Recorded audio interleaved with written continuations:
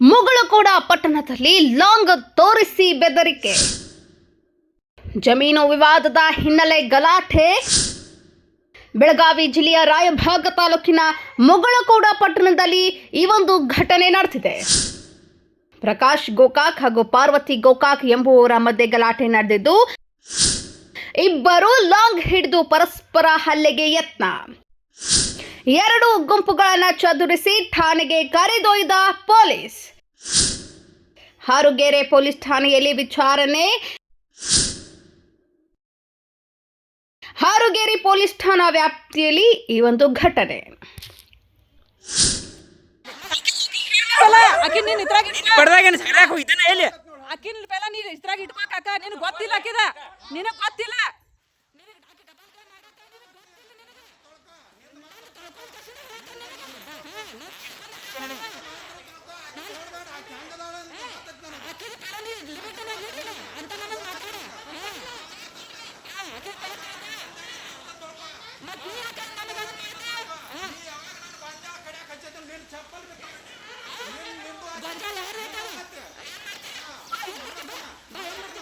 ಹೆಚ್ಚಿನ ಸುದ್ದಿಗಳಿಗಾಗಿ ನೋಡ್ತಾ ಇರಿ ಕನ್ನಡ 9 ನ್ಯೂಸ್.